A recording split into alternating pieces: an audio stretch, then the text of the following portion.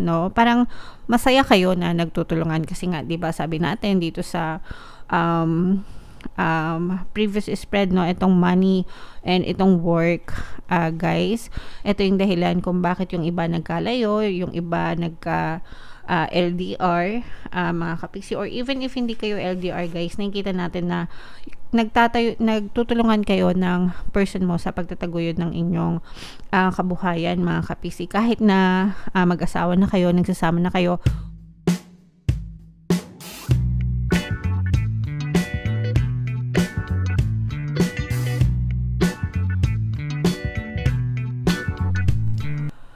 Hello guys, hello Aquarius, welcome back to Pinoy Pixie Tarot. Ang pamagat ng episode natin for tonight is Silip sa Pag-ibig, Kapalaran. Ito yung ating love life reading para sa Aquarius, Sun, Moon, Rising Sign, and Venus. General reading lang, guys. Pwedeng mag-resonate, pwedeng hindi. Combination ng positive and negative energy. Pwedeng ma-pick up yung energy nyo, guys. Pwedeng ma-pick up yung energy ng person nyo. Roles can be reversed. If in case hindi kayo naka-resonate dito, guys, try nyong panoorin yung video dun sa zodiac sign ng person nyo. Baka nandun yung energy nyo, mga kapiksi. So, unahin natin tong deck na to. Tingnan natin yung mga influence sa love life nyo, guys, ngayong May. So, meron tayong money. Meron din tayong work. Okay. What else? Tingnan pa natin, guys. Meron din tayong fun times, energy. Meron din tayo union. Another message, guys. We have short term. At saka another one is long distance, mga kapiksi. So, for some of you guys, pwedeng long distance yung LDR kayo, guys. Pero, ang reason for LDR is because of trabaho, guys. No? For some of you, baka priority nyo or priority ng person nyo na kumita. Kumbaga parang, syempre, di ba, yun yung, sa mga Pinoy, no? Number one reason kung bakit nag-abroad, no? Yung mga OFW natin na mga kapiksi, ganyan. Nag-abroad sila or nagmamigrate sa ibang bansa kasi syempre mas malaki yung kita nga naman sa ibang bansa dahil iba yung value, iba yung currency na kanilang sinusweldo or kinikita compare mo sa peso, di ba? Syempre mas malaki yung value, mas mataas yung value. And maaaring yun yung reason kung bakit long distance kayo, mga kapiksi. Pero if ever man na long distance kayo, guys, itong person mo, pwedeng magbabakasyon itong person mo or baka naman ikaw, magkakaroon kayo ng some kind of union or pagkikita and mag-enjoy kayo together with your person. Pero parang syempre panandalian lang yun, di ba? Short term kasi nga parang bakasyon lang, ganyan. So pwedeng ikaw yung magbakasyon or yung person mo yung magbakasyon para magkasama kayo. Pwede din naman na kayo, no, yung pumupunta sa kanila kasi merong mga ganun. Let's say for example, nasa ibang bansa sila tapos ikaw parang magtuturist ka dun sa bansa nila, sa country nila para makasama mo yung person mo, okay? And o kaya naman sila mismo yung pwedeng umuwi dito sa Pilipinas, okay? And para magkasama kayo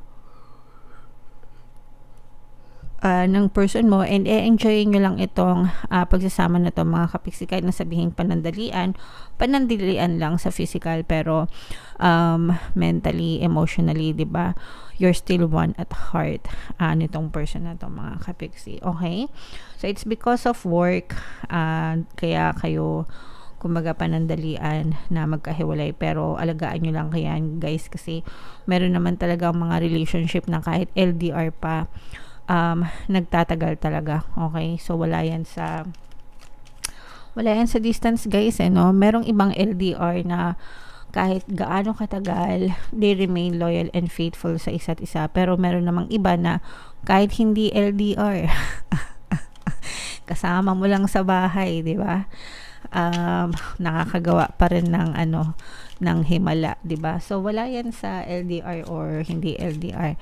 Nasa sa tao talaga yan, mga kapiksi. Okay? So alagaan niyo yung mga relationship niyo, mga kapiksi. So tingnan natin yung ganap sa love life mo. Aquarius, shuffle ko to guys. Habang sinashuffle ko to, panoorin niyo muna yung video natin regarding sa ating paano mag-manifest ng abundance video course. Kapiksi, sawa ka na ba sa mga struggles at hirap sa buhay mo? Masipag ka ba at masikap sa buhay ngunit hindi ka pa rin umaasenso? Ilang beses ka na bang nag-attempt magnegosyo at mag-invest pero palagi ka pa rin nalulugi? Sa pagkakataon na ito ay maaaring may subconscious beliefs ka na nagiging balakid sa iyong pag-unlad at pagyaman. Introducing, paano mag-manifest ng abundance video course. Dito ay matututunan mong ma-overcome ang mga balakid mo para tuluyan ka ng umunlad, umasenso, sumagana, maging matagumpay, successful at maswerte sa iyong kabuhayan, pera, trabaho, negosyo, salapi at kaperahan ng bonggang-bongga. Dali, mag-send na ng email sa pinoypixitaro@gmail.com at simulan na ang iyong pagyaman ngayon. Alright. So, sabay-sabay tayo guys. Magpayaman ngayon 2024. Mag-avail na kayo ng course guys. Ngayong May, meron tayong promo, no? Pwede kayo mamili guys kung gusto niyo ng 1 free pampaswerte subliminal o kaya naman 200 pesos na discount para dyan sa course na yan. Okay? So, mag-avail na kayo guys. Sayang yung promo. Yeah, and meron din tayong email coaching, manifest your desires using the law of attraction. If meron kayo guys na specific na gusto nyong i-manifest, pwedeng love and relationship, pwedeng money or career, mga kapiksi, pwede kayo magpabook ng email coaching session with me. Excuse me, mag-send lang kayo guys ng email sa pinoypixitaro@gmail.com. So, Aquarius guys, kayo ay na-represent ng King of Swords. Ito yung ating love energy. Sa spread na to guys, mayroong presence ng fire signs, Aries, Leo, Sagittarius, at saka Earth sign, Capricorn, Taurus, Virgo. So, for some of you, you may be dealing with those people o baka may ganyan din kayo sa kanilang natal chart or sila sa kanilang natal chart. Another sign is water sign pala guys. Cancer, Pisces, Scorpio. So, dito guys, nakikita natin yung pagtutulungan nyo ng inyong person, no? Parang masaya kayo na nagtutulungan kasi nga, 'di ba, sabi natin dito sa previous spread, no, itong money and itong work, guys, ito yung dahilan kung bakit yung iba nagkalayo, yung iba nagka LDR, mga kapiksi, or even if hindi kayo LDR guys, nakikita natin na nagtutulungan kayo ng person mo sa pagtataguyod ng inyong kabuhayan, mga kapiksi, kahit na mag-asawa na kayo, nagsasama na kayo, or kahit na single pa kayo. Let's say for example, hindi pa kayo official na nagsasama, hindi pa kayo official na mag-asawa, ganyan, pero nagtutulungan na kayo ng person mo as early as now, no? Parang nakikita nyo na yung person nyo being with you, guys, no, or living with you, mga kapigsi. And yung iba sa nyo guys, kahit na may mga regrets kayo, kasi nakikita rin natin dito na parang may mga regrets din, no, na magkahiwalay kayo. Kasi let's say for example, kapag may sakit siya or may sakit ka, tapos magkahiwalay kayo, syempre hindi nyo naaalagaan yung isa't isa.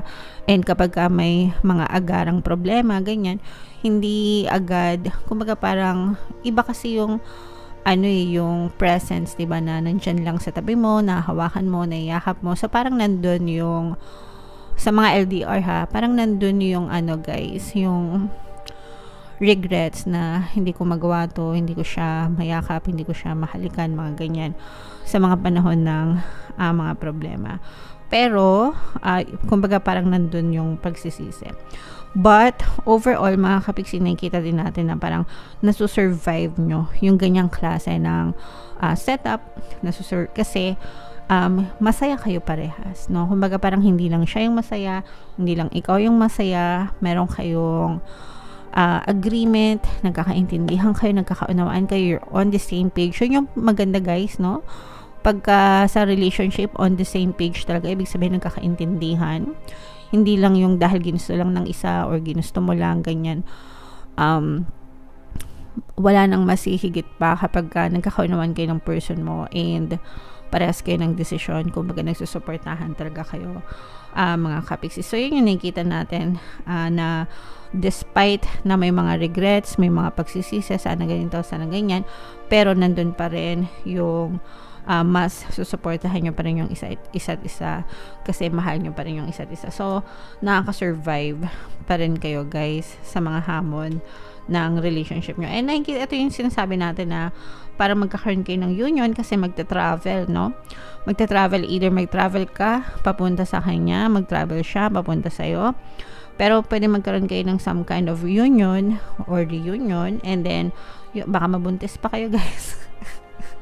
Kung babae ka, baka mabuntis ka pa, no? Or mabuntis mo siya kung ikaw naman ang lalaki. And ito yung parang lang, mag-enjoy lang kayo, happy lang mga kapiksi, na-enjoy nyo lang yung company ng isa't isa, and parang pinaglalaban nyo pa rin yung relationship nyo. Kumbaga yun yung pamamaraan nyo para ipaglaban pa rin yung relationship nyo, itaguyod pa rin, kumbaga, para mas lalo pang mag-strengthen. Kasi kailangan naman talaga guys, no, yung me time sa inyo. And tsaka nakikita natin na ginagawa nyo talaga ng paraan. Mga kapiksi, pwede rin naman na nagde-date kayo online, video call, ganyan. So let's say for example, lalabas ka, pero na lang guys kung mag-iba kayo ng time zone kasi mahirap. Pero yung tipong lalabas sila, tapos papakita nyo kung ano yung nasa paligid nyo, kasi diba video calls usong-uso na ngayon, lahat ng cellphone may internet, diba? So kumbaga parang papakita mo sa kanya nasan ka, and siya ganun din. So parang lumalabas na rin kayo kahit hindi kayo magkasama, pero magkasama pa rin. Nagets nyo ba? Ang sweet naman yan. Alright, so comment down below. Pero guys, ito overall nakikita natin na very harmonious pa rin yung relationship nyo, and the only struggle na nakikita natin dito is distance, at least for some of you kung LDR kayo. So comment down below guys if feeling nyo nakaresonate kayo dyan. Hindi naman ito magre-resonate sa lahat mga kapiksi. Ang importante is nagsusuportahan kayo sa relationship nyo. Okay? So tingnan natin guys yung love message. I-comment nyo yan sa baba guys, no? Mine, suportahan sa relationship, mine harmonious sa relationship, ganyan, para talaga maging harmonious yung relationship nyo. Calling in your soulmate. So baka soulmate mo nga itong person nyo mga kapiksi, no? Your prayers, affirmations, and visualizations help bring you together. So yung mga sabi ko nga guys, no, pagdating sa relationship talagang pinagdadasal yan. Bago pa sila dumating guys, ipagdasal nyo na sana ibigay sa inyo yung talagang dawan para sa inyo. Be specific dun sa mga hinihiling nyo mga kapiksi, and kapag pinadala na yan sa inyo, no, kumbaga dininig na ni universe yung dasal nyo, and nandyan na yung person mo, no, abay mas lalo mong dapat ipagdasal para kung ano yung package na dineliver sa'yo, mag-last siya forever, no? So yeah. Okay, so yeah, comment down below Aquarius if feeling nyo nakaresonate kayo. Ito yung ating mga relationship subliminal guys, pakinggan nyo, no? Especially for LDR, meron tayo subliminal for LDR, and ito naman yung ating success stories ng paano mag-manifest ng abundance video course. Click here to subscribe guys, and click here to join our membership program. Thank you for liking, sharing, and subscribing, and see you again next time. I love you all guys. Have a nice day. Bye bye.